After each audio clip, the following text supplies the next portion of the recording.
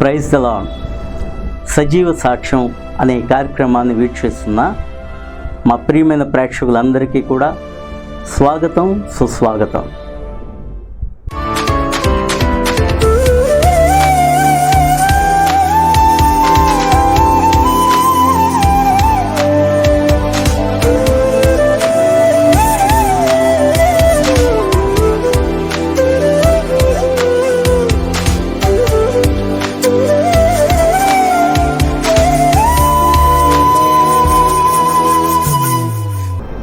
ప్రముఖ దేవుని సేవకులు, మాకు అత్యంత ప్రియులు అయిన India gospel mission coordinator, IGM Bible college principal గారు రెవరెండ్ డాక్టర్ సీరం ఐజక్ గారు ఈరోజు ముఖ్య అతిథులుగా మన మధ్యకు విచ్చేసి వారి యొక్క జీవిత అనుభవాలను, సాక్ష్యమును మన మధ్య పంచుకుంటారు. వారు మన మధ్య ఉండటం మన అందరికీ కూడా ఆశీర్వాదం. మీరందరూ కూడా తప్పక ఈ కార్యక్రమం అంతటినీ చివరి వరకు చూసి దైవ ఆశీర్వాదాలు, మేలులు పొందాలని మేము ఆకాంక్షిస్తున్నాం. ప్రైజ్ లార్డ్ అండి. పాస్టర్ గారు, మీరు మా మధ్యకు రావటం మాకు చాలా ఆశీర్వాదం, చాలా సంతోషం. ఈ విధంగా మరి దైవ సేవకులైన మీరు మరి ఈ కార్యక్రమాన్ని నిర్వహించటం అది చాలా ఆశీర్వాదకరం అండి. అనేక మంది దైవ సేవకులను మరి పరిచయం చేయటానికి దేవుడు మీ ద్వారా కృప చూపిస్తూ ఉన్నారు. నాకు కూడా మరి ఇటువంటి అవకాశాన్ని మీరు ఇచ్చినందుకు నేను మొట్టమొదటిగా దేవునికి స్తుతులు, స్తోత్రాలు చెల్లిస్తూ మరి మీకు ప్రత్యేకమైన వందనాలు తెలియజేస్తూ ఉన్నాను. ఆమేన్.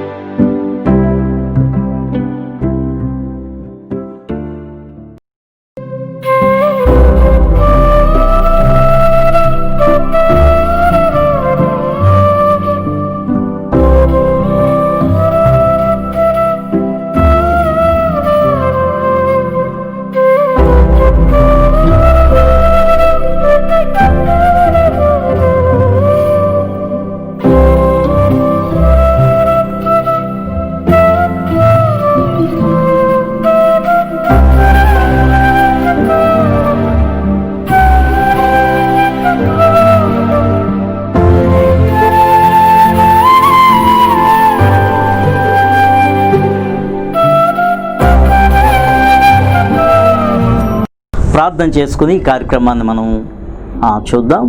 కృప కలిగిన మా తండ్రి, సీరం ఐజక్ గారిని మా మధ్యకు తీసుకొచ్చావు తండ్రి. వారు చెప్పబోయే మాటల ద్వారా మేమందరం ఆశీర్వాదం పొందటానికి సహాయం చేయండి. నీ పరిశుద్ధాత్మ నడిపింపును అనుగ్రహించి కృపదయ చేయమని యేసు నామమున ప్రార్థన చేయుచున్నాం తండ్రి, ఆమేన్. బ్రదర్, మీరు ఎక్కడ జన్మించారు, ఎప్పుడు జన్మించారు, మీ తల్లిదండ్రుల కోసం మా ప్రేక్షకులకు చెప్పండి. ముఖ్యంగా మరి ఈ కార్యక్రమాన్ని వీక్షిస్తూ ఉన్న మీ అందరికీ కూడా నేను ప్రత్యేకమైన వందనాలు తెలియజేస్తూ ఉన్నాను. నా పేరు దైవ సేవకులు చెప్పినట్లుగా సీరం ఐజక్. మా నాన్నగారు పేరు దైవ సేవకులు సీరం విజయానందం గారు, అమ్మగారి పేరు సీరం నయోమి. మా నాన్నగారిది తూర్పుగోదావరి జిల్లా అండి, మా అమ్మగారిది విశాఖపట్నం.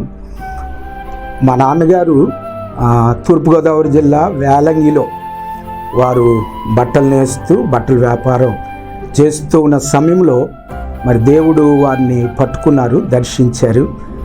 వారు మరి దేవుని యొక్క వాక్యాన్ని నేర్చుకోవటం కొరకు విజయవాడ పిఎం సామేలయ్య గారి దగ్గర వారు కొంతకాలం ఉండి, అటు తర్వాత వారు పంపించినప్పుడు విశాఖపట్నం జిల్లాకి వారు వచ్చారు. విశాఖపట్నం జిల్లాలో మరి వారు పరిచర్య ప్రారంభించినప్పుడు 1967 సంవత్సరంలో మరి నేను జన్మించాను. జూన్ 30వ తేదీ అన్నమాట అండి. నేనే మా ఇంట్లో జ్యేష్ఠుణ్ణి. మరి నా తర్వాత నలుగురు, మొత్తం మేము 5గురము. నాకు 2 తమ్ముళ్ళు, 2 చెల్లాయిలు. మరి నాన్నగారు అక్కడ పరిచర్యను ప్రారంభించి మరి అనేక ప్రాంతాల్లో వారు దేవుని చేతిలో వాడబట్టడానికి దేవుడు కృప చూపించి ఉన్నారు. చాలా మంచిదండి. మీ నాన్నగారు కూడా సేవకులు అన్నమాట. దేవుడు వారిని కూడా మరి పరిచర్యకు పిలుచుకున్నారండి. శామ్యూల్ గారు ఐపీఎల్ పిఎం సామేల్ అయ్య గారు అనమాట, ఐపీసీ వ్యవస్థాపకులు. మరి పిఎం సామేల్ అయ్య గారి దగ్గర వారు దేవుని వాక్యాన్ని నేర్చుకున్నారండి. అందుకని మీ మెసేజ్లో మాకు పెంతుకొస్తూ ఆ ఉద్యమం కనబడుతుంది. చాలా థ్యాంక్స్ అండి. మీరు ఎక్కడ చదివారు, మీ విద్యాభ్యాసాన్ని గురించి, మీ బాల్య జీవితాన్ని గురించి కూడా చెప్పండి. ముఖ్యంగా మరి నాన్నగారు విశాఖపట్నంలో పరిచర్య ప్రారంభించిన తర్వాత వారు అనేక ప్రాంతాలకు వెళ్ళారండి. విశాఖపట్నం నుంచి ఒరిస్సాలో కొంతకాలం వారు ఉన్నారు. తర్వాత అక్కడి నుంచి మధ్యప్రదేశ్లో కొంతకాలం పరిచర్య చేశారు. అందువలన నన్ను మాత్రం మా నాన్నగారు విశాఖపట్నంలోనే మా అమ్మమ్మ గారి ఇంటి దగ్గర ఉంచడం బట్టి నేను 7వ తరగతి వరకు విశాఖపట్నంలోనే నేను స్కూల్లో చదువుకున్నా అండి. ఆ తర్వాత 8వ తరగతి నుంచి 10వ తరగతి వరకు వెస్ట్ గోదావరి నడదవోలు దగ్గర మారంపల్లి అనే ప్రాంతంలో మరి నేను విద్యాభ్యాసం కొనసాగించాను. మరి అటు పిమ్మట మరి మా నాన్నగారు మరలా తిరిగి విశాఖపట్నంలో పరిచర్య ప్రారంభించడం వలన గోపాలపట్నంలో నన్ను అక్కడికి తీసుకొచ్చేసారు. Intermediate first year, second year కూడా నేను గోపాలపట్నంలోనే చదువుకున్నానండి. తర్వాత మరి డిగ్రీ నన్ను బొల్లై కాలేజ్లో, విశాఖపట్నం బొల్లై కాలేజ్లో జాయిన్ చేశారు. అసలు నన్ను డిగ్రీకి జాయిన్ చేయడానికి ముందే మా నాన్నగారు నాతో చెప్పారు, నువ్వు దేవుని వాక్యం నేర్చుకోవటానికి వెళ్ళాలి, తప్పనిసరిగా నిన్ను చిన్నప్పుడే దేవుని కొరకు ప్రతిష్ఠించావు అని చెప్పారనమాట అండి. ఎలాగంటే నేను కడుపులో ఉన్నప్పుడే విశాఖపట్నంలో ఐపీసీ సభలు జరుగుతూ ఉన్నాయి. ఆ దినము దైవ సేవకులు పిఎం సామేలయ్య గారు దేవుని వాక్యాన్ని అందిస్తూ ఉన్నారండి. అది ఇస్సాకుని గురించి మాట్లాడుతూ ఉన్నారు. అంశం ప్రత్యేకంగా దేవునాత్మ మా నాన్నగారితో అమ్మగారితో మాట్లాడారు. మీ బిడ్డని జ్యేష్ఠుణ్ణి పరిచర్య కొరకు మీరు ప్రతిష్ఠించాలని. వెంటనే మా నాన్నగారు మా అమ్మగారు వేరువేరుగా వారు నన్ను ప్రతిష్ఠించారు. ఇద్దరూ కూడా మనసులో అనుకున్నది ఏంటంటే మాకు దేవుడు అబ్బాయిని ఇస్తే అబ్బాయిని దేవుని సేవ కొరకు ప్రతిష్ఠిస్తాం, తన్ని ఇస్సాకు అని పేరు పెడతామని చెప్పి వారు చెప్పారన్నమాట. ఆ విధంగా మరి దేవుడు నన్ను పరిచర్య కొరకు తల్లి గర్భంలో ఉన్నప్పుడే ప్రత్యేకపరుచుకున్నాను. అందువల్ల ఇంటర్మీడియట్ అయిపోయిన వెంటనే మా నాన్నగారు అమ్మగారు అన్నారు, నువ్వు సేవకు వెళ్ళిపోవాలి దేవుని వాక్యం నేర్చుకోవటానికంటే. నాకు పరిచర్య అంటే అస్సలు ఇష్టం ఉండేది కాదు. ఎందుకంటే మరి ఆ దినాల్లో పరిచర్య అంటే చాలా ఇబ్బందులు, కష్టాలు, బాధలు మరి మీకు కూడా తెలుసు. చాలా అన్నమాట అండి, చాలా ఇబ్బందులు మా నాన్నగారు ఎదుర్కొన్నారు పరిచర్యలో. అందువలన మా నాన్నగారితో చెప్పాను. మా నాన్నగారితో చెప్పడం నాకు భయం, కానీ మా అమ్మగారితో చెప్పాను అన్నమాట. చెప్తే అప్పుడు నేనేం చెప్పానంటే, నాకు ఇంకొక 3 సంవత్సరాల అవకాశం ఇవ్వండి, డిగ్రీ చదివిన తర్వాత నేను ఆలోచిస్తానని చెప్పానండి. అలా నేను డిగ్రీకి జాయిన్ అయ్యాను. డిగ్రీ అయిపోయిన తర్వాత నేను పరిచర్యకి వెళ్ళటానికి ఇష్టం లేదు కాబట్టి నెమ్మదిగా సేల్స్ ట్యాక్స్లో జాయిన్ అయ్యాను. డిగ్రీ అయిపోయిన తర్వాత డిగ్రీ నేను బీకామ్ తీసుకున్నాను. అప్పుడు అకౌంట్స్ కాబట్టి నాకు అది ఇంట్రెస్ట్గా ఉండేది అనమాట. సేల్స్ ట్యాక్స్లో జాయిన్ అయ్యాను. 1 ఇయర్ నేను సేల్స్ ట్యాక్స్లో ఉద్యోగం చేశాను అనమాట, ప్రైవేట్గా. వాళ్ళు మీరు అప్పుడు ఈ యొక్క ఎంప్లాయ్మెంట్ ఎక్స్చేంజ్లో పేరు నమోదు చేసుకోవటం అనేది ఉండేది. సో నన్ను వాళ్ళు ఏం చెప్పారంటే, మీరు మీ పేరుని నమోదు చేసుకున్న సర్టిఫికేట్ తీసుకొని చూపిస్తే నేను తప్పనిసరిగా జాబు మీకు వేయటానికి ట్రై చేస్తూ ఉండి అన్నారు. ఎప్పుడంటే 89లో అండి. సో ఆ టైంలో నేను చాలా ట్రై చేశాను. అది దేవుని చిత్తం కాదనమాట అండి. అందువలన మొత్తం మీద అది సాధ్యం కాలేదు. మా నాన్నగారు ఫోర్స్ వలన నన్ను 89లో కేరళ బైబిల్ కాలేజ్కి పంపించారండి, ఫెయిత్ థియాలజికల్ సెమినరీ అని. అక్కడికి నేను దేవుని వాక్యం నేర్చుకోవటానికి అయిష్టంగానే నేను అక్కడికి వెళ్ళాను అన్నమాట అండి. వెళ్ళిన తర్వాత అక్కడ ఇష్టపడ్డారా తర్వాత సేవకు? అంటే అక్కడికి వెళ్ళిన తర్వాత అసలు నేను ఎందుకు వెళ్ళానంటే, కేరళ అండి, కేరళ గురించి నేను మామూలుగా పుస్తకాల్లో అక్కడ ఇక్కడ చూస్తూ చదువుతూ ఉండేవాడిని. కేరళ చాలా బాగుంటుంది, బ్యూటిఫుల్ స్టేట్ అని. అప్పుడు నేను సర్లే మా నాన్నగారు ఎలాగ నన్ను ఫోర్స్ చేస్తున్నారు బైబిల్ కాలేజ్కి వెళ్ళమని, జస్ట్ నా మనసులో ఉన్న ఆలోచన ఏంటంటే వెళ్ళి చూసి వచ్చేద్దామనండి. అసలు నేను చదవటానికి వెళ్దామని వెళ్ళలేదు, జస్ట్ చూసి కేరళ అందాలు చూడడానికి. అదే అండి, అలా వెళ్ళాను. వెళ్ళిన తర్వాత ఒక 10 days మాకు క్లాసెస్ తీసుకున్నారు, ఇంటర్వ్యూ కొరకు అనమాట. క్లాసెస్ తీసుకున్నారు, ఇంటర్వ్యూ తర్వాత ఎగ్జామ్ పెట్టారు. అప్పటి వరకు మనం ఇక్కడ చదివిందేమో తెలుగు మీడియం అనమాట. సో అక్కడికి వెళ్ళిన తర్వాత సడన్గా మీడియం మారింది, ఇంగ్లీషు. సో ఎంట్రన్స్ రాశాను. నాకు మాత్రం తెలుసు ఫెయిల్ అయిపోతానండి. ఎందుకంటే ఫెయిల్ అయిపోవటమే మంచిది అనుకున్నాను, ఫెయిల్ అయిపోతే వెనక్కి వచ్చని. కానీ దేవుని యొక్క ఏర్పాటు మన పట్ల దేవుడు ప్రత్యేకంగా కలిగి ఉన్నారు కాబట్టి మా ప్రిన్సిపల్ గారే చెప్పారు, నువ్వు ఫెయిల్ అయినా పర్లేదు, నీకు అడ్మిషన్ ఇచ్చేవానండి. అది దేవుని యొక్క కృప. అలా నేను 89లో కేరళలో బీడీకి జాయిన్ అయ్యానండి, ఫెయిత్ థియాలజికల్ సెమినరీలో. అక్కడికి వెళ్ళిన తర్వాత తిరిగి వచ్చేయటానికి చాలా ప్రయత్నం చేశాను. ఎందుకంటే స్టడీస్ చాలా డిఫికల్ట్. ఒకవైపు ఏమో లాంగ్వేజ్ ప్రాబ్లం, వేరొక వైపు ఏమో ఫుడ్ ప్రాబ్లం, ఇంకొక వైపు ఏమో ఒక్కడిని ఇక్కడ వైజాగ్లో చాలా జాలీగా తిరిగే నేను అక్కడికి వెళ్ళిన తర్వాత మొత్తం ప్యాక్డ్ అయిపోయాను. సో ఎలాగైనా తిరిగి వచ్చేయాలని ప్రయత్నం చేస్తే మా నాన్నగారు అస్సలు ఒప్పుకోలేదు. ఫస్ట్ మాకు 1 month, ఫస్ట్ 1 month అయిన తర్వాత ఒక 3 days లీవ్ ఇచ్చారండి. అది 89 July 15th.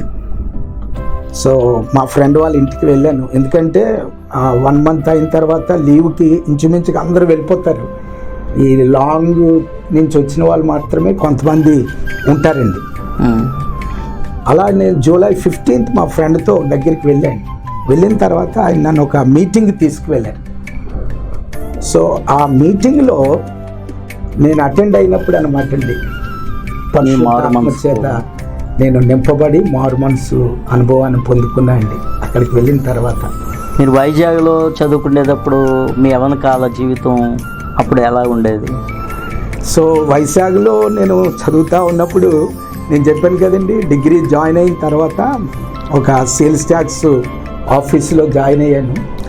సేల్స్ ట్యాక్స్ అంటే చాలామంది తెలుసు, డబ్బులు చాలా విపరీతంగా వస్తూ ఉంటాయి, ఫ్రెండ్స్, ఇంకా లోకంలో నేను విచ్చలవిడిగా అంటే లోకంలోనేమో నా ఇష్టానుసారంగా జీవిస్తూ ఉండేవాడిని. ఇంటికి వచ్చేసరికేమో తల్లిదండ్రుల ముందు చాలా చక్కగా నటిస్తూ ఉండేవాడిని. అందు గురించే నాకు చాలామంది యవనస్తుల గురించి తెలుసు అన్నమాట. తర్వాత నేను సమర్పించుకుంది కూడా యవనస్తుల యొక్క మధ్య పరిచర్య చేయాలని. ఎందుకంటే యవనుడిగా ఉన్నప్పుడు నా జీవితం దేవునికి దూరంగా ఉండేదండి.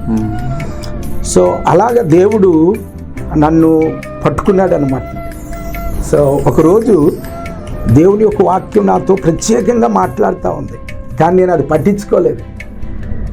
మా అమ్మగారు నా కొరకు ఒకవైపు ప్రార్థన చేస్తూ ఉండేవాడు. ఆ వాక్యం ఏంటంటే ప్రసంగి గ్రంథంలో రాయబడినట్లుగా, యవనస్తుడా నీ యవన కాలమందు నువ్వు నీ మనస్సునకు ఇష్టమైనదంతా కూడా నువ్వు జరిగించు, సుఖించు, సంతోషించు, కానీ ఒకానొక దినాన్ని ప్రతిదానికి కూడా నువ్వు లెక్క అప్పజెప్పాలి అన్న యొక్క వాక్యాన్ని దేవునాత్మ నాతో ప్రత్యేకంగా మాట్లాడుతూ ఉందన్నమాట. కానీ అప్పుడు నేను అది పట్టించుకోలేదు. కానీ తర్వాత అన్నమాట నేను అది గ్రహించినప్పుడు దేవునాత్మ నాతో మాట్లాడటం మొదలుపెట్టిందండి. ఆ వాక్యం అందించిన దైవ సేవకులు ఎవరైనా గుర్తుందండి? అది వైజాగ్లో సభలు జరుగుతూ ఉన్నాయన్నమాట అండి. నేను ఈ సేల్స్ ట్యాక్స్ పని మీద వెళ్తూ ఉన్నప్పుడు ఒక గ్రౌండ్లో నుంచి వాక్యం వినబడతా ఉందండి. దైవ సేవకులు జోషియాయ్ గారు అనుకుంటా అండి, ఆ స్వరం అండి, రేడియో స్పీకర్ జోషియాయ్ గారు మాట్లాడుతూ ఉన్నారు. చాలా స్పష్టంగా ఆ మాట నన్ను మాట్లాడింది. అప్పటికప్పుడు నిలబడి ఆలోచించడం మొదలుపెట్టాను. కానీ మరలా నా వర్క్ మీద నేను వెళ్ళిపోతూ మళ్ళా ఆ వాక్యాన్ని నేను మర్చిపోయాను అన్నమాట. అప్పటికప్పుడు నాకు మారు మనసు వచ్చినట్లుగా అనిపించింది. అంటే దారింటి వెళుతున్నా మిమ్మల్ని ఆ వాక్యం పట్టుకుందనమాట. చూసారు, మనం దేవుని పని చేసేటప్పుడు ఒక్కొక్కరిని ఒక్కో రీతిగా దేవుడు పట్టుకోవటం అదే చూస్తూ ఉంటుంటాం. అందువల్లనే నాకు ఈ అవుట్ రీచ్ ప్రోగ్రామ్ అంటే చాలా ఇష్టం. ఇప్పుడు కూడా నేను బైబిల్ స్కూల్లో పిల్లల్ని తీసుకొని వెళ్తూ ఉంటాను. ఎందుకంటే మనం మాట్లాడే ప్రతి మాట కూడా అది ఎవరినో ఒకరిని తాకుతూ ఉంటుంది. అవును, బహుశా మనం అనుకుంటాం నా ముందు ఎవ్వరూ కూడా జనాంగం లేరు, నా ముందు ఎవ్వరూ కూడా ఆడియన్స్ లేరు అని అనుకుంటాం. కానివ్వండి, నాకు ఒక విశ్వాసం ఉంది ఏంటంటే మనం మాట్లాడే ప్రతి మాట సాక్ష్యం వ్యర్థం కాదండి, ఎవరినో ఒకరిని తాకుతుంది. అది నా జీవిత అనుభవంలో నుంచి నేను అదే నమ్ముతానండి. అదే మేము సువార్తకు వెళ్ళేటప్పుడు కూడా వీధుల్లో లో నుండి వింటూ ఉంటుంటారు చాలా. అవునండి. కాబట్టి దేవుని వాక్యం అదే ఏదో ఒక రీతిగా మనుషులను పట్టుకుంటారు. అదే కొంతమంది అనుకుంటా ఉంటారు వేస్ట్గా మనం వెళ్తున్నాము, ఎవరు వింటం లేదు, ఈ టైంలో ఎవరు వింటారు అనుకుంటాం. కానివ్వండి, ఒక్కరిని తాకితే చాలండి ఆ వాక్యం. చాలా గొప్ప విషయం చెప్పారండి మీ మారు మనసు కోసం. అదే ఎప్పుడు సేవ జీవితాన్ని ప్రారంభించారు? అలా నేను 89లో జూలై 15వ తేదీన పరిశుద్ధాత్మ చేత నింపబడి, సో అప్పుడే నా యొక్క సమస్తం మారిపోయింది. 1 month నేను బైబిల్ కాలేజీలో చాలా భయపడేవాడిని. నా యొక్క స్టడీస్ నిమిత్తం, లాంగ్వేజ్ నిమిత్తం, ఈ కొత్త వారితో నేను ఎలాగా ఎదుర్కోగలను అని అనుకునేవాడిని. కానీ ఎప్పుడైతే పరిశుద్ధాత్మ చేత నింపబడ్డానో ఆ పరిశుద్ధాత్మ అనుభవం నన్ను మార్చేసింది. అప్పటి నుంచి నాలో భయం పోయింది. నేను అప్పుడే తీర్మానం చేసుకున్నాను, ఇక నేను ఇక్కడి నుంచి వెళ్ళను. ఈ 3 years బీడీ కోర్స్ కంప్లీట్ చేసిన తర్వాత వెళ్ళి మా నాన్నగారితో పాటు విశాఖపట్నం చుట్టుపక్కల ప్రాంతాల్లో పరిచర్య చేయాలి అని అనుకున్నాను. కానీ దేవుని యొక్క చిత్తం వేరు.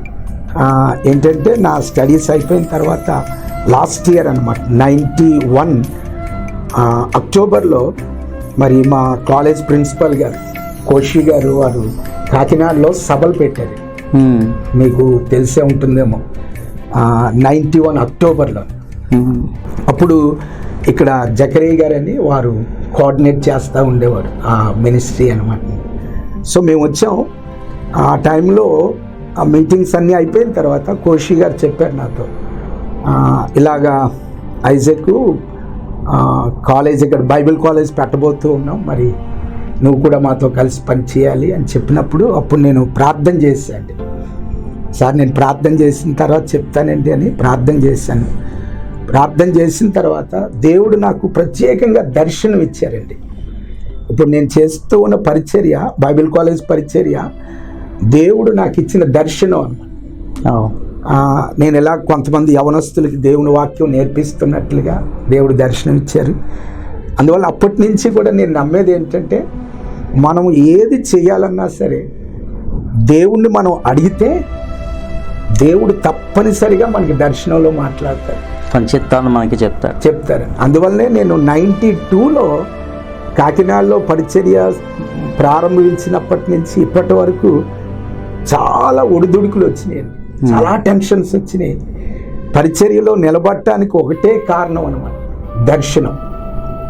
ఎందుకంటే మనం చదువుతున్నాం కదండి, దర్శనం లేకపోతే ప్రజలు నశిస్తారండి. Where there is no vision people perish అండి. అందువలన నేను యవనస్తులైన దైవ సేవకులకి చెప్పేది ఏమిటంటే, తప్పనిసరిగా దర్శనము పొందుకొని పరిచర్యకు రావాలి. ఎందుకంటే పరిచర్య అన్నది ఇది వైట్ కాలర్ జాబ్ కాదండి. చాలామంది దినాల్లో అనుకుంటున్నారు జస్ట్ మనం ఎంజాయ్ చేయొచ్చు. చాలామంది పాస్టర్ గారు ఇప్పుడు దైవ సేవకుని వెనుక చాలా కష్టం ఉందన్నమాట. ఏమండి, ఇప్పుడు ఇలాగ ఉన్నాము అంటే దాని వెనుక ముఖ్యంగా మా తల్లిదండ్రుల యొక్క కష్టం అండి. కొన్ని రోజులు భోజనం లేకుండా మా తల్లిదండ్రులు ప్రార్థన చేసేవారండి. ఒకరోజు ఒక అద్భుతం జరిగిందండి మా ఇంట్లో. నేను పెద్దోడిని కాబట్టి ఇంట్లో కొన్ని రోజులు, ఒక 3-4 రోజులు ఆహారం లేదండి. అలా ప్రార్థన చేస్తున్నాం. ఆ టైంలో ఒక ఆయన వచ్చారు మా ఇంటికి ప్రార్థన చేయటానికి. మా నాన్నగారు ఎక్కడికో పరిచర్య కొరకు వెళ్ళిపోయారు. ప్రార్థన చేస్తున్నాం, ఒక ఆయన వచ్చారు మా అమ్మగారితో ప్రార్థన చేయించుకోవటానికి. వచ్చిన తర్వాత ఆయన మాట్లాడుతూ ఉన్నారు, ఏంటమ్మా ఎందుకు ఈ కష్టాలు బాధలు, ఏదో పని చేసుకోవచ్చు కదా, ఈ సేవ అంతా విడిచిపెట్టేవచ్చు కదా అంటే శోధించడానికి అనమాట. అప్పుడు మా అమ్మగారు అన్నారు, లేదు బాబు, దేవుడు మమ్మల్ని పరిచర్యకి పిలుచుకున్నారు, ఇదంతా తర్బీదు, మమ్మల్ని దేవుడు విడిచిపెట్టడు, మీరు అలాగే చెప్తారమ్మా, పిల్లల ఆకలితో బాధపడతా ఉన్నారు కదా అంటే, లేదు దేవుడు పోషిస్తాడు అని. ఆవిడ చాలా, దేవుడు ఎలా పోషిస్తాడమ్మా, ఆకాశం నుంచి ఏమైనా కింద పడేస్తాడా అని ఆయన ఇలాగే చెప్తా ఉంటే, లేదు బాబు నువ్వు చూడు, ఈరోజు దేవుడు మా కుటుంబంలో అద్భుతం చేస్తాడని నాతో మాట్లాడారు అంటే, మీరు అలాగే చెప్తారులేండమ్మా అని చెప్పి ఆయన అనేసి చివరికి అమ్మగారితో ప్రార్థన చేయించుకొని, ఒకసారి బాబుని నాతో పంపించండి అని నన్ను తీసుకొని వెళ్ళారు. తీసుకొని వెళ్ళి దగ్గర ఒక 10 రోజుల కొరకు సరిపోయే రేషను అతనే కొనండి నాతో తీసుకొచ్చి ఇంటి దగ్గర దించారు సైకిల్. అప్పుడు అమ్మగారు అతన్ని పిలిచి, బాబు చూసావా, ఏలియాకు ఆ రోజు కాకుల ద్వారా ఆహారాన్ని పంపిస్తారని మనం బైబిల్లో చదువుతున్నాము, అది ఇప్పుడు నేను కళ్ళారా చూస్తున్నాను, నువ్వు కూడా చూసావు కదా. అబ్బే నేను తీసుకొచ్చానమ్మా అంటాడు మరలా ఆయన. నువ్వు ఎలా ఇస్తావమ్మా, దేవుడు నీకు ఇమ్మన్నాడు కాబట్టి నువ్వు తీసుకొచ్చావు అండి. ఇప్పటికీ నేను అది చాలా విశ్వాసంతో నమ్ముతాను అన్నమాట. ఆనాటి కాలంలో మరి మంచి విశ్వాసం అందరిలో ఉండేది. అవునండి. ఎందుకంటే మరి ఇప్పుడు సేవకి చాలా తేడా ఉంటుంది. ఎందుకంటే అప్పుడున్న దైవ సేవకులు అందరూ కూడా మనంత సుఖాలు లేవు చెప్పాలంటే. ఇప్పుడు ఈ రోజున మనం అయితే ఎంతో దేవుడు ఒక విధంగా మనకి సౌఖ్యాన్ని ఇచ్చాడు. నిజంగా వారి ప్రార్థనలే అండి. నేను ఇప్పుడున్న ప్రతి దైవ సేవకులతో చెప్తాను ఏంటంటే, తల్లిదండ్రుల యొక్క ప్రార్థన, వారి కష్టము, వారి విత్తనం అన్నమాట. అందువల్ల మనం ఎప్పుడు వాళ్ళని మర్చిపోకూడదు. పునాది గట్టిది. అదేంటి పునాది గట్టిది అన్నమాట. చాలా మంచి విషయం చెప్పారండి మీ సేవను గురించి కూడా. మీ వివాహం ఎప్పుడు జరిగింది, మీ సతీమణి కోసం కూడా చెప్పండి. సో అలాగా దేవుని కృపలో మరి నేను 92లో అండి బైబిల్ కాలేజ్ స్టడీస్ ముగించుకొని గ్రాడ్యుయేట్ అయ్యి నేను కేరళ నుంచి వచ్చాను. పరిచర్య కాకినాడలో ప్రారంభించండి బైబిల్ స్కూల్లో అనమాట. జకరయ్య గారితో, జకరయ్య గారేమో ప్రిన్సిపల్గా ఉండేవారు బైబిల్ కాలేజ్కి. నేను ఒక రిజిస్ట్రార్గా నన్ను ఇక్కడ బైబిల్ కాలేజీలో పెట్టారు. నాతో పాటు ఇద్దరు కేరళ నుంచి దైవ సేవకులు అనమాట, చాకో గారని, తర్వాత కేఎం మాథ్యూ గారని, జేమ్స్ గారని, అలాగా కొంతమంది దైవ సేవకులు వచ్చారు. నేను ఇంకా ఇక్కడే కాకినాడలో పరిచర్య చేస్తూ ఉన్నప్పుడు జకరయ్య గారు వాళ్ళ యొక్క కజిన్ అనమాట మా మిస్సెస్. చాలామంది మమ్మల్ని చూసి ఏమనుకుంటారంటే లవ్ మ్యారేజ్ అని అనుకుంటారు. అంటే ఆంధ్రాలో ఉన్న మీరు కేరళలో ఉన్న అమ్మాయిని ఎలా పెళ్లి చేసుకున్నారంటే, కానీ నేను నమ్మేది ప్రతీదీ దేవుని యొక్క కార్యం మీద విశ్వాసం ఉంచుతాను. తను కూడా బైబిల్ కాలేజీలో, మా మిస్సెస్ కూడా బైబిల్ కాలేజీలో రాజస్థాన్ వెళ్ళి తను బైబిల్ కాలేజీలో చదువుతూ ఉన్న టైంలో ఇక్కడేమో జకరయ్య గారు నాన్నగారి ద్వారాగా దేవుడు నాతో మాట్లాడాడు, అక్కడేమో ఇంకో పాస్టర్ గారి ద్వారాగా వారితో దేవుడు మాట్లాడాడు. అలాగా జకరయ్య గారి యొక్క నాన్నగారు అన్నమాట మా ఈ వివాహాన్ని వారు అరేంజ్ చేశారు. అలాగా కొన్ని రోజులు మేము ప్రార్థన చేసి, ముఖ్యంగా మరి భాష కాని వారు ఎలాగ ఇవ్వాలి అని మా మిస్సెస్ తల్లిదండ్రులు చాలా వాళ్ళు టెన్షన్ పడ్డారు. కానీ దేవుని ఆత్మ మాట్లాడటం బట్టి వారు ఇవ్వటానికి ముందుకు వచ్చారు. ఇక్కడి నుంచేమో మా అమ్మగారు అస్సలు ఏంటంటే భాష రాని అమ్మాయిని మన ఇంట్లోనికి తీసుకొచ్చి మేము ఎలాగా కమ్యూనికేట్ చేస్తాం, మాట్లాడతాం, మన పరిచర్య అంతా కూడా ఇక్కడ తెలుగు అని ఈవిడ ఇబ్బంది పడ్డారు. వద్దు, ఆంధ్రాలో పిల్లలు లేరా అని చెప్పి, మొత్తం మీద అది దేవుని చిత్తం కాబట్టి 93వ సంవత్సరంలో జూన్ నెల 5వ తేదీనండి. సో మా వివాహం కేరళలో జరిగిందండి, జూన్ నెల 5వ తేదీ అండి. సో దేవుడు చాలా అద్భుతంగా ఆ వివాహాన్ని అక్కడ జరిగించారు. సో ఇక్కడి నుంచి చాలామంది ఆంధ్ర నుంచి దైవ సేవకులు, విశ్వాసులు వివాహానికి రావటానికి దేవుడు కృప చూపించాడండి. ఎంతమంది పిల్లలండి మీకు? 2 పాపలను దేవుడు మాకు ఇచ్చారండి. సో 94లో వివాహం అయిన తర్వాత 94లో పెద్ద పాప మాకు దేవుడు ఇచ్చారు. అప్పుడు దేవుడు తనతో మాట్లాడారు మా మిస్సెస్తో, ఒక బహుమానంగా ఇస్తున్నామని చెప్పినప్పుడు ఆ బిడ్డకి మేము గిఫ్టీ అని పేరు పెట్టామండి, గిఫ్టీ. సో అలాగే 97లో మరలా దేవుడు 2వ పాపను మాకు ఇచ్చారు. సో ఈ పాప ద్వారా మీ పరిచర్యను మేము దీవిస్తానని దేవుని ఆత్మ చెప్పటం వలన దీవెన, బ్లస్సీ అని దేవుడిచ్చిన పేరు అనమాట, గిఫ్టీ బ్లస్సీ. పిల్లలు కూడా సేవలో ఉపయోగపడతారు. వారిద్దరూ కూడా దేవుడు వారిని చదువుకున్నంత వరకు చదివించి తర్వాత వాళ్ళు పరిచర్యలో ఉండాలి అన్నది దేవుని యొక్క సంకల్పం. ఆ విధంగానే పెద్ద పాప ఎంఫార్మసీ చదవటానికి దేవుడు కృప చూపించారండి. తర్వాత దేవుని కృపలో 2018లో నవంబర్లో ఆ బిడ్డ యొక్క వివాహము, తను కూడా ఆ వివాహం కొరకు చాలా ప్రార్థన చేసిందనమాట పాప కూడా. అందువలన భక్తి కలిగిన అబ్బాయిని దేవుడు మాకు ఇచ్చారు. బాబు యొక్క తండ్రి గారు కూడా పాస్టర్ గారు కేరళలో అండి. ఈ బాబు బీటెక్ అయిపోయి MBA అయిపోయి తను ఇప్పుడు ప్రస్తుతం అబుదాబిలో పరిచర్యతో పాటు జాబ్ కూడా చేస్తున్నారండి. సో అలాగిద్దరూ కూడా ప్రస్తుతం అబుదాబిలో పరిచర్య ప్లస్ జాబు దేవుని కృపలో చేస్తూ ఉన్నారండి. మంచిదండి. ఇంకా మీ సేవలో మీ గురి ఏంటి? ఇంకా మీ యొక్క గోల్స్, మీ దర్శనం, నెరవేర్చబడవలసిన దర్శనాన్ని గురించి కూడా చెప్పండి. సో నేను చెప్పాను కదండి, 92లో దేవుడు నాకు దర్శనం ఇచ్చారు. 91లో యవనస్తులను గూర్చిన దర్శనం అండి. అంటే ముఖ్యంగా మన క్రైస్తవ కుటుంబాల్లో ఉన్న యవనస్తులకే మారు మనసు కావాలి. అవునండి అండి.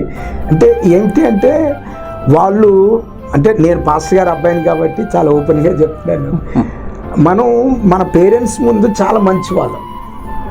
రెండోది ఏంటంటే మన పేరెంట్స్ కూడా వాళ్ళు పరిచర్యలో ఎక్కువగా కాన్సన్ట్రేట్ చేయటం బట్టి పిల్లల మీద కాన్సన్ట్రేషన్ కొద్ది తక్కువ ఉంటుంది చాలామంది. ఎందుకంటే పరిచర్యలో చాలా టెన్షన్స్ ఉంటాయి. తర్వాత మనల్ని చూసినప్పుడు మనం చాలా బాగా కనిపిస్తాం వాళ్ళకి. కానీ అదే సమయంలో చాలామంది యవనస్తులు ఏమైపోతున్నారంటే సైడ్ ట్రాక్లోకి వెళ్ళిపోతున్నారు. సో అటువంటి యవనస్తుల మధ్య పరిచర్య చేయాలి అన్న ఆశ నాకు అప్పుడు కలిగిందండి. వారికి దేవుని వాక్యం నేర్పించారు. ఇప్పుడు అసలు పరిచర్య విధానం చాలామంది అర్థం చేసుకోవటం లేదు. అంటే నేను అర్థం చేసుకున్నది అనమాట అండి, మనం ఎక్కువగా పెద్ద పెద్ద గ్యాదరింగ్స్ చూస్తూ ఉంటాం అండి. మన యొక్క పరిచర్య అనేక వేల మందికి రీచ్ అవ్వాలనుకుంటూ ఉంటాం. 1 పర్సన్ అనేక వేల మందికి రీచ్ అవ్వాలి. కానీ యేసు ప్రభు పరిచర్య విధానం మనకు అలా కనిపించదండి. ఒక్క సమరీ స్త్రీ దగ్గరికి ఒక్క స్త్రీ అండి, లేకపోతే ఒక పురుషుడు అనమాట. ఆయన ఏమండి చేపలు పట్టుకుంటున్న పేతురు దగ్గరికి వెళ్ళి పేతురు యొక్క మనస్సుని ఎరిగి, సో పేతురు యొక్క మనస్సు ఏంటంటే తనకు విస్తారంగా చేపలు పడాలి. సో ఆ చేపలను ఇచ్చాడు.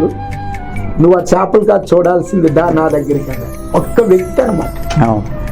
యేసు ప్రభు పరిచర్యలో కొన్ని లక్షల మంది మనకు కనబడరండి. అవునా? కానీ ఆ ఒక్క పేతురు అనేక మంది, ఒక్క పేతురు అనేక, ఆ ఒక్క సమరీ స్త్రీ ఊరందరికీ చాటి చెప్పాను. అవునండి. కానీ మనం జనాలు చూడాలనుకుంటాం. అవునండి, అవునండి. చాలా మంచి విషయం అండి ఇది. నా యొక్క ఉద్దేశము పరిచర్య ఆలోచనలు అలా ఉంటాయి అనమాట. నేను చూస్తూ ఉంటుంటాను కొంతమంది అంటే జనాలు కానీ రాకపోతే వాళ్ళ మెసేజ్ కూడా చెప్పలేదు. అవునండి. కానీ అది ఎప్పుడూ ఉండకూడదు సేవ. నిజంగా అద్భుతం ఏంటంటే దేవుడు మాకు 92 నుంచి 99 వరకు తర్బీదు ఇచ్చారండి. అంటే బైబిల్ స్కూల్లో టీచర్గా పనిచేస్తూ జకరయ్య గారు చర్చ్లో నేను అసిస్టెంట్గా ఉంటూ ఉండేవాడిని అనమాట. వారి దగ్గరే ఉండేవాడిని. మా పాస్టమ్ గారికి దర్శనం ఇచ్చి దేవుడు బయటికి తీసుకొచ్చాడు. దానికి దేవుడు కొన్ని మార్గాలు తెరిచాడు. సో 99లో దేవుడు మాకు సేవా పరిచర్య ఇచ్చారండి. అది ఎలాంటిదంటే కట్టిన పరిచర్య అండి. ఒక పాస్టర్ గారు నడిపిస్తూ ఉన్న చర్చ్ ఆయన విడిచిపెట్టి హైదరాబాద్ వెళ్ళిపోయారు అనమాట. ఆ పరిచర్య నాకు జకరయ్య గారి ద్వారాగా దేవుడు ఇచ్చారు బ్యాంక్ కాలనీలో. నేను వచ్చిన తర్వాత అక్టోబరు 25 అండి అది నాకు బాగా గుర్తుంది. పరిచర్య నేను మొట్టమొదటి ఇండివిజువల్గా అనమాట ఆరాధన నడిపించాను. దగ్గర కానుకెత్తితే 800 రూపాయలు కానుక వరకు వచ్చింది. వెల్ సాటిస్ఫైడ్ అనమాట. చాలా బాగుంది అనుకున్నా అండి. కానీ దేవుడు కొన్ని రోజులు అయ్యేసరికి ఒక్కొక్కరిని పంపించాడండి. ఒక్కొక్కరిని. అది దేవుడు ఆత్మ నాతో మాట్లాడారండి. అది ఎలా మాట్లాడారంటే, మనము స్లాబ్ వేసేటప్పుడు సెంటరింగ్ పెడతామండి. స్లాబ్ వేసేసిన తర్వాత సెంటరింగ్ తీసేస్తా ఉంటుంది. స్లాబ్ నిలబడిపోతుంది. పరిచర్య కొరకు మనకు దేవుడు ఒక్కొక్కసారి ఏం చేస్తారంటే కొన్ని వనరులు మనకి ఇస్తారండి. కానీ ఆ వనరుల మీదే మనం ఆధారపడుతున్నాం అని దేవుడు ఎప్పుడైతే చూస్తాడో, నేను చెప్పింది మీకు అర్థమవుతుందండి. అంటే మన యొక్క ఫోకస్ దేవుని పై నుంచి వనరుల మీదకి వచ్చేస్తుంది, లేకపోతే మనుషుల మీదకి వెళ్ళిపోతుంది. దేవుని కన్నా మనుషులకి మనం ఇంపార్టెన్స్ ఇస్తున్నాం అనేసరికి దేవుడు ఏం చేస్తాడంటే నెమ్మదిగా పక్కన పెడతాడు. కానీ మనకి అస్సలు దేవుడు కొరత అనే దేవుడు వాటిని పక్కన పెడతాడు. అలాగే అందరు వెళ్ళిపోయారండి. 5 మిగిలేరండి. 5. ఈ 5 కూడా ఈ దినాల్లో నేను సంపాదించిన వాళ్ళండి. ఆ పాస్టర్ గారు సంపాదించిన వాళ్ళందరూ వెళ్ళిపోయారు. మీ సొంత బిడ్డలు దేవుడు మనల్ని దేవుడు 5 పెట్టాడు. ప్రతి శుక్రవారము ఈ 5 ప్రతి ఆదివారం 5 వాక్యం అనమాట. ఒక్కోసారి 2-3 మిస్ అయితే నాకు చాలా చిరాకుగా ఉండేదండి. అంటే ఏంటి ప్రభువా ఈ 3 వాక్యం చెప్పాలా నేను?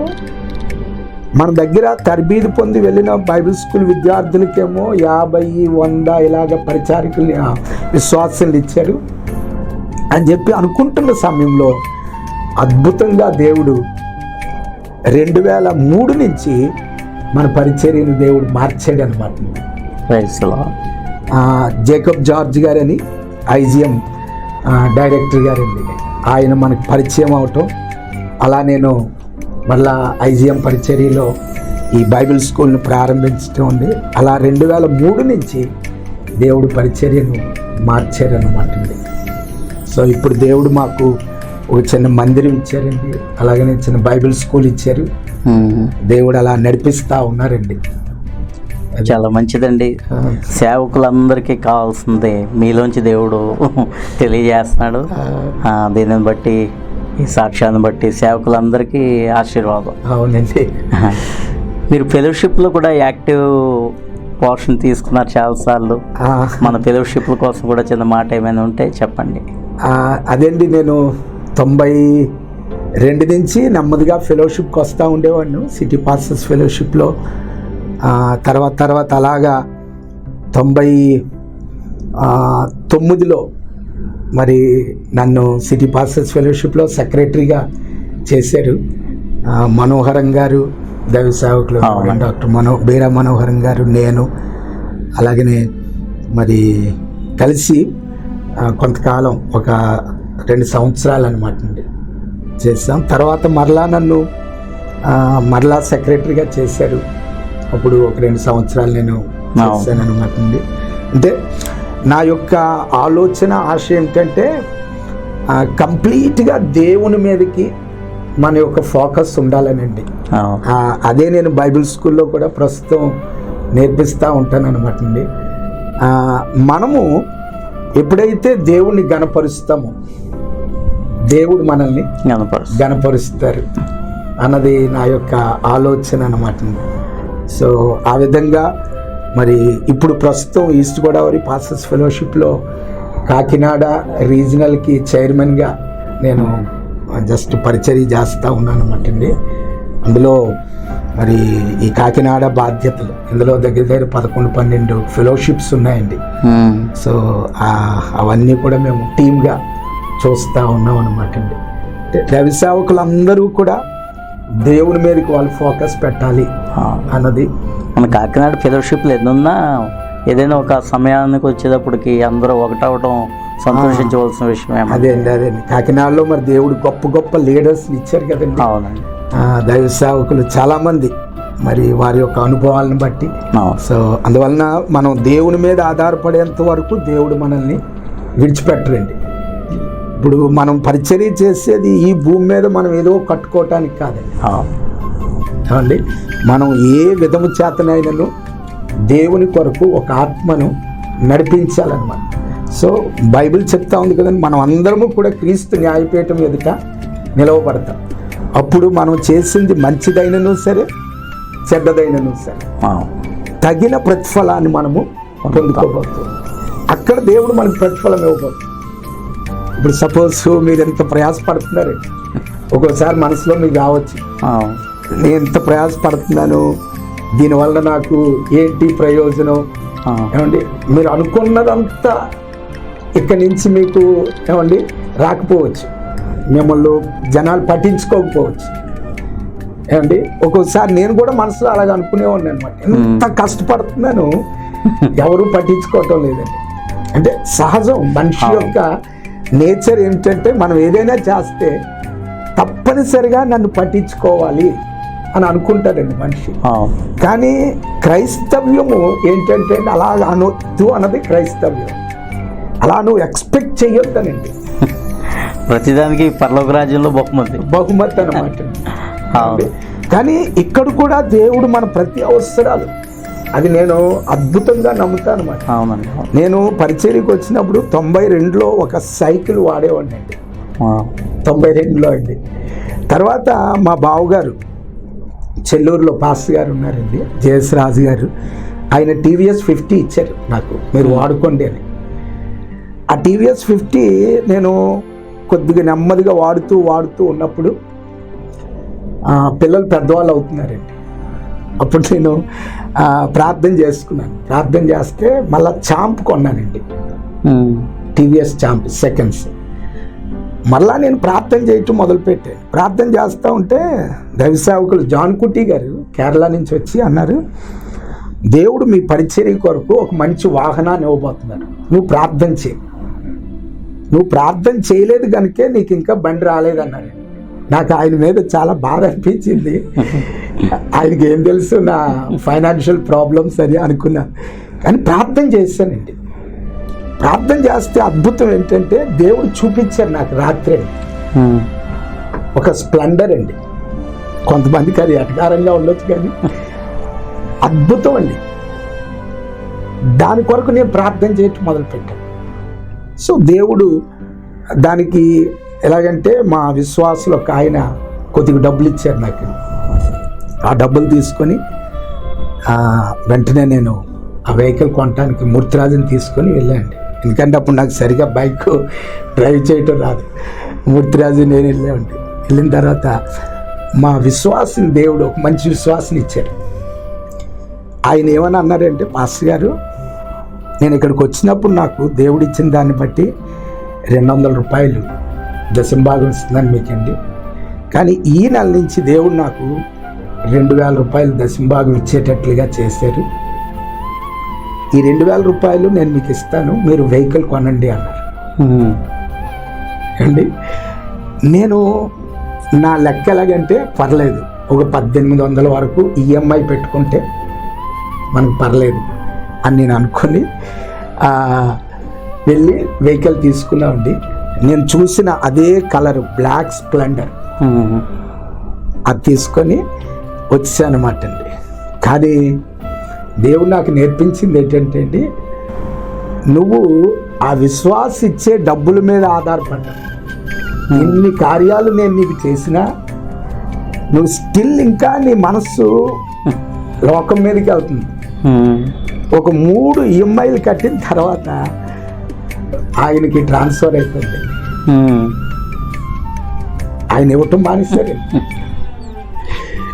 దేవుడు ఒక 2 నెలలు నాకు నేర్పించాడు ప్రార్థన చేయటం. తర్వాత అద్భుతంగా అన్నీ కూడా దేవుడు కట్టడానికి సహాయం చేశారండి. ఈ టైంలో నేను చెప్తున్నాను ఏంటంటే, కొంతమంది విశ్వాసులు ఇస్తూ దశంభాగం ఇవ్వకపోతే సడన్గా హట్ అయిపోతారు. నేనేమంటానంటే, దేవుడు ఇమ్మంటేనే ఎవరైనా ఇస్తారండి. అంతే. దేవుడు వద్దు అన్నాడు అనుకోండి. ఏలియాను దేవుడు అన్నాడు, కెరీతు వాగు దగ్గరికి వెళ్ళి కూర్చో అన్నాడు. నేను కాకోలాను పంపిస్తాను, నీకు మాంసము రొట్టె సప్లై చేస్తాను అన్నాడు దేవుడు. ఏలియా చాలా సంతోషంగా ఉన్నాడు. టైం టు టైం కాకొచ్చి ఇచ్చేస్తుంది, తింటున్నాడు, వెళ్ళిపోతున్నాడు. సడన్గా దేవుడు ఒక రోజు కాకికి చెప్పాడండి, ఏలియా పద్ధతి ఏం బాగాలేదు, నువ్వు పట్టుకెళ్తున్నావు, తింటున్నాడు, హాయిగా పడుకుంటున్నాడు, నువ్వు వెళ్ళటం మానే అన్నాడు. కాకి పాపం చాలా ఇబ్బంది పడింది. ఎందుకంటే తీసుకెళ్తా ఉంటే కొద్దిగా తిని పడేస్తూ ఉంటే కాకి కూడా తింటుంది. కాకి బెనిఫిట్, ఏలియాకి బెనిఫిట్. కానీ దేవుడు చెప్పాడు నువ్వు పట్టుకెళ్ళొద్దు అన్నాడు. దేవుడు వద్దంటే ఎవరిస్తారు చెప్పండి మనకి? దేవుడు ఇమ్మంటేనే ఇస్తారండి. అది దేవుడు నాకు నేర్పించారండి. అంతే అండి. దశంభాగమైనా ఏదైనా సరే మనం ఎవరిని అడగాలంటే దేవుణ్ణి అడగాలండి. అలా దేవుడు ఏమన్నాడంటే, బాబు ఏలియా, నేను ఆపేయడానికి గల కారణం ఏంటంటే, ఒక గొప్ప ప్రాజెక్ట్ ఉంది నీకు. సారేఫత్లో ఒక తల్లి ఇల్లు ద్వారాగా నేను అద్భుతం చేయబోతున్నా, నువ్వు అక్కడికి బయలుదేరాను. ప్రభా, నేను నడవలేను ఏంటి. ఈ కెరీతు వాగు దగ్గర నుంచి సారేఫత్ నడవాలి అంటే చాలా దూరం అన్నమాట. నడిచేది నువ్వు కాదు, నేను నిన్ను నడిపిస్తా. సో దేవుడు అలాగే చాలా అనుభవాలు నాకు నేర్పించండి. తర్వాత ప్రభా, నేను ఈ పిల్లలు పెద్దోళ్ళు అయ్యారు అంటే దేవుడు 2010లో మారుతి ఇచ్చారండి, చిన్నదన్నమాట, 800. సో పరిచర్య కొరకు నేను గల్ఫ్ వెళ్ళినప్పుడు దేవుడు అక్కడ కొన్ని ద్వారాలు తెరిచారండి. అలాగా వెహికల్ కొన్నాయండి.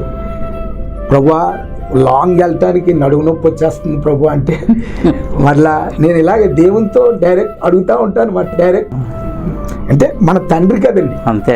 ఇప్పుడు మీ అబ్బాయి మిమ్మల్ని అడుగుతూ ఉంటారు, డాడీ నాకు ఇది కావాలి అది కావాలని. మీరు వెంటనే అవసరాన్ని బట్టి ఇస్తారు. ప్రభా నేను నడువు నొప్పి తట్టుకోలేకపోతున్నాను, అక్కడికి ఇక్కడికి పరిచర్యకి వెళ్ళాలి అంటే 2016లో దేవుడు అద్భుతంగా ఆ వెహికల్ ఇప్పుడు నేను వాడే పెద్దది ఇచ్చారనమాట. నా నమ్మకం ఏంటంటే దేవుణ్ణి అడిగితే దేవుడు తప్పనిసరిగా ఇస్తారండి అండి. అందువలన ఈ ప్రోగ్రాం ద్వారాగా ఈ ప్రోగ్రాం చూస్తున్న వారికి నేను చెప్పే విషయం ఏంటంటే మనుషుల మీద ఆధారపడొద్దండి. ప్రతి చిన్న విషయం దేవుని మీద ఆధారపడితే దేవుడు అద్భుతంగా ఇస్తారు అన్నది నేను జ్ఞాపకం చేస్తున్నాను. మనుషుల మీద ఆధారపడితే కొన్ని విషయాలు నాకు తెలిసినవి ఏంటంటే అండి, సపోజ్ నేను ఒక 100 రూపాయలు మీకు ఇచ్చాను అనుకోండి, రేపు ఎప్పుడు నేను చెప్తాను అన్నమాట, రాజుగారికి నేను 100 ఇచ్చాను, రాజుగారికి 100 ఇచ్చాను అని చెప్తాను అండి. అదే దేవుడు మనకి ఇచ్చారు అనుకోండి, దేవుడు ఎప్పుడు చెప్పడండి అండి. బయట వాళ్ళు మన పిల్లలకి ఇస్తే వాళ్ళు ఏం చెప్తారంటే వాళ్ళ నాన్న ఇవ్వటం లేదు కాబట్టి వాళ్ళు నా దగ్గరికి వచ్చి అడుక్కుంటున్నారంట. ఆ మాట వింటే మీకు ఎలా బాధగా ఉంటుంది కదండి. ఇప్పుడు మీ అబ్బాయి వెళ్ళి ఇంకొకరి దగ్గర అడిగితే మీకు చాలా బాధగా ఉంటుంది. మనం అది ఆలోచిస్తాం, కానీ మనం కొన్నిసార్లు ఏం చేస్తామంటే ఈ లాక్డౌన్ దినాల్లో కూడా నేను చాలాసార్లు మాట్లాడాను. కొంతమంది పాస్ గారు మేము చాలా ఇబ్బందుల్లో ఉన్నామండి, ఏమండి కానుకలు లేవండి, అది లేదండి ఇది లేదండి. కానీ నేను చెప్తున్నాను, అద్భుతంగా ప్రార్థన చేయటం వల్లండి మన విశ్వాసులు ఎప్పుడు ఇచ్చిన దానికన్నా ఎక్కువ ఇచ్చారండి ఈ లాక్డౌన్ దినాల్లో అన్నమాట. అంటే మన అవసరాలన్నీ దేవుడు తీర్చారు.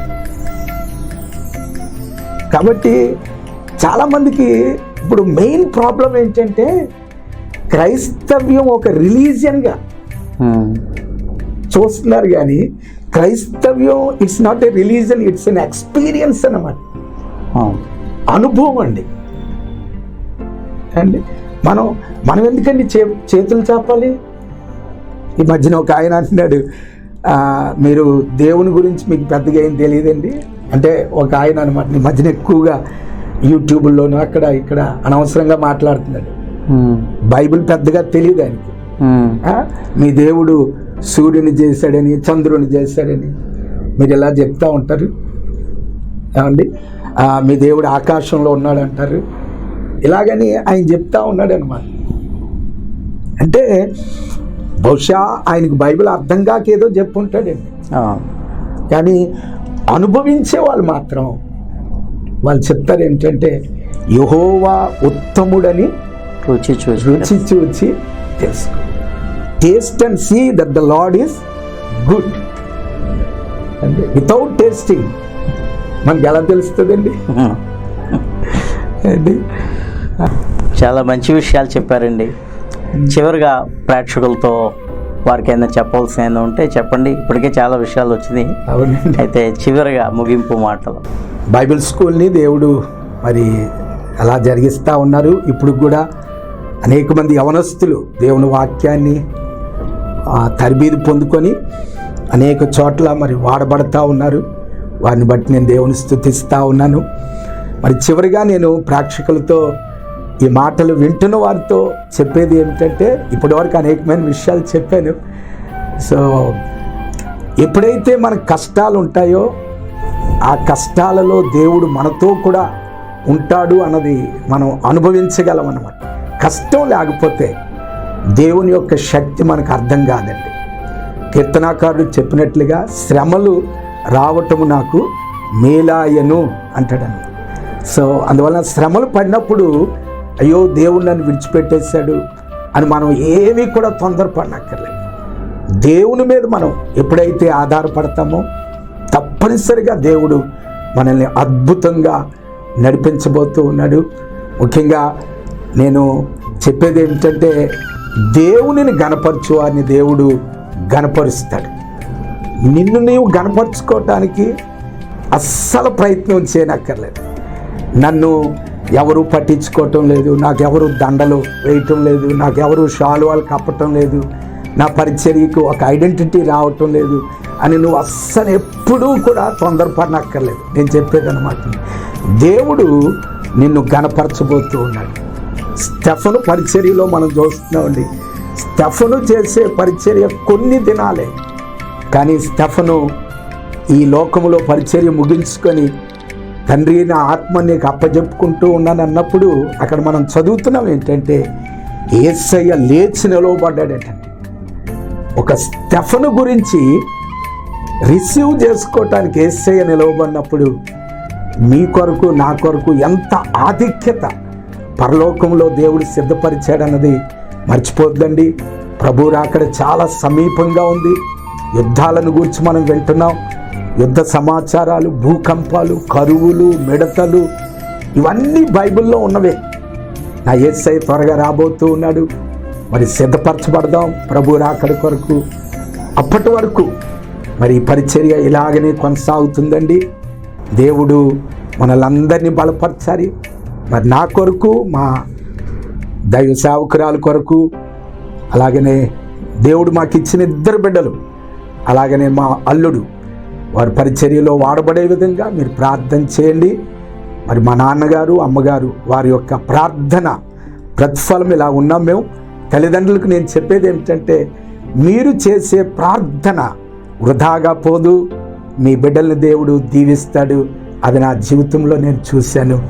మరి వారు ఇప్పుడు విశ్రాంతిలో ఉన్నారు. మా తల్లిదండ్రులు మరి ఆ పరిచర్య మా తమ్ముడు గోపాలపట్నంలో జరిగిస్తూ ఉన్నారు, సాల్మన్. అలాగనే మా యొక్క 2 చెల్లాయిలు వారు కూడా పరిచర్యలోనే ఉన్నారు, ఉద్యోగాలు చేసుకుంటూ. నా యొక్క చిన్న తమ్ముడు మరి మాథ్యూస్, తను ఇప్పుడు కెనడాలో పరిచర్య చేస్తూ ఉన్నాడండి. దేవుడు వారికి మరి మంచి పరిచర్య అక్కడ ఇచ్చారు. ఈ విధంగా మా కుటుంబం అంతటి కొరకు మీరు ప్రార్థన చేయాలని, మా పరిచర్యలో అనేక మంది దైవ సేవకులు మాకు సహాయపడ్డారు. బైబిల్ స్కూల్ యొక్క ప్రెసిడెంట్గా దైవ సేవకులు జేకబ్ జార్జ్ గారు, అలాగే నేనేమో ప్రిన్సిపల్గా ఉంటూ ఉన్నానండి. మరి దైవ సేవకులు షాజీ అబ్రహాం గారు ఢిల్లీలో ఉంటారు, వారేమో దీనికి వైస్ ప్రిన్సిపల్గా ఉంటున్నారు. అలాగనే మరి సామ్యుయల్ స్టూవర్ట్ గారు దీనికి రిజిస్ట్రార్గా ఉంటున్నారు. అలాగనే సలపరెడ్డి సమీల్ గారు, అలాగనే కే జాన్ ప్రసాద్ గారు, అలాగనే మా పాస్టమ్మ గారు దేవుని యొక్క వాక్యాన్ని వారు అందిస్తూ ఉన్నారు. అలాగనే రాబర్ట్ గారు మార్చివారం నుంచి వారు కూడా దేవుని వాక్యాన్ని అందిస్తూ ఉన్నారు. మరి ఈ బైబిల్ స్కూల్లో మీరు ఎవరైనా సరే మీ యవ్వన బిడ్డలను పంపించి దేవుని వాక్యం నేర్చుకోవాలి అని వారికి ఆశ ఉంటే పంపించండి, ప్రార్థించండి. దేవుడు మరి బైబిల్ స్కూల్ పరిచర్యను దీవించాలని మీరు ప్రార్థన చేయాలని కోరుతూ ఉన్నాను. ఇది విశ్వాసం ద్వారాగా దేవుడు జరిగిస్తూ ఉన్న పరిచర్య అన్నమాట అండి. మరి దేవుడు దీన్ని దీవించాలని మీరు ప్రార్థన చేయండి. వారందరిని బట్టి నేను దేవుని స్తుతిస్తూ ఉన్నాను. ఈ అవకాశం ఇచ్చిన దైవ సేవకులు రాజుగారికి మరొక్కసారి నా ప్రత్యేకమైన వందనాలు తెలియజేస్తూ ఉన్నాను. Thank you sir, thank you. చాలా మంచి విషయాలు మాకు తెలియజేశారండి. మరి మీకోసం మేము తప్పగా ప్రార్థన చేస్తాం. అలాగే ఈ కార్యక్రమాల కోసం కూడా మీరు కూడా ప్రార్థన చేయండి. తప్పనిసరిగా అండి. Praise Lord. Praise Lord. Praise lord.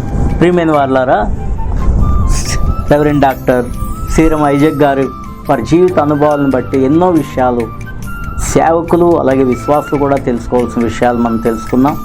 ముఖ్యంగా వారి తల్లిదండ్రులు చేసిన అద్భుతమైన ప్రార్థన, అలాగే ఆయన జన్మించగానే మరి వారు సేవకు సమర్పణ చేసుకున్నారు. దైవ సేవకులకైతే ఇష్టం లేకపోయినా దేవుడే వ్యక్తిగతంగా ఆయనతో ఒక అనుభవం ద్వారా మాట్లాడి దైవ సేవకు పిలుచుకున్నారు.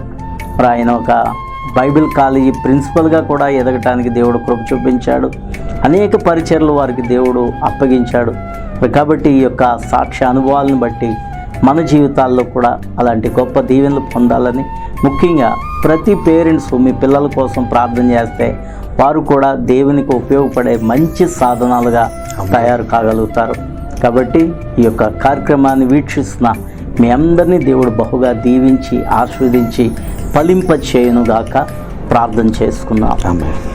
మహాపరిశుద్ధుడైన మా తండ్రి, నీ నామానికి మహిమ ఘనతను ఆరోపిస్తున్నాం ప్రభువా.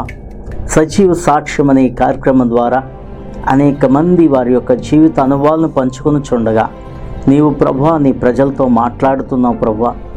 విశ్వాసులైన నీ బిడ్డలతో మాట్లాడుతున్నారు నాయన. Yes. అందరికీ ఆత్మీయంగా గొప్ప ఆశీర్వాదాలను కలగజేస్తున్నందుకు వందనాలు. మరి ప్రభువా, దైవ సేవకుల యొక్క చెప్పిన వారి జీవిత అనుభవాలను బట్టి ఈ కార్యక్రమాన్ని వీక్షిస్తున్న ప్రతి ఒక్క బిడ్డను కూడా మీరు తాకమని అడుగుచున్నాం, ఆశీర్వదించమని అడుగుచున్నాం. వారికి ఉండే శ్రమలు, బాధలు, ఇబ్బందులు, సమస్యలు అన్నిటినీ ఆశీర్వాదకరంగా మార్చమని అడుగుచున్నాం. యో తండ్రి, దైవ సేవకులను కూడా దీవించండి. వారి సతీమణిని, బిడ్డలను ఆశీర్వదించి ఏదో వారి అన్నదమ్ములు చేసిన పరిచర్యను, వారి మినిస్ట్రీని అంతటినీ దీవించి నీ కృపతో నింపమని యేసు నామమున ప్రార్థన చేయుచున్నాం తండ్రి. ఆమేన్. యేసు రక్తమే ఇచ్చాం, ప్రభేసు రక్తమే ఇచ్చాం. యేసు నామానికి సంపూర్ణ విజయం, అపవాది క్రియలకు అనంత నాశనం కలుగును గాక. తండ్రి అయిన దేవుని యొక్క ప్రేమ, కుమారుడైన యేసు క్రీస్తు యొక్క కృప, పరిశుద్ధాత్మిక అన్యోన్య సహవాసము సదాకాలం ఎల్లప్పుడూ మనందరికీ దేవుడు దయచేయను గాక. Amen, amen, amen. Praise the Lord. Praise the lord.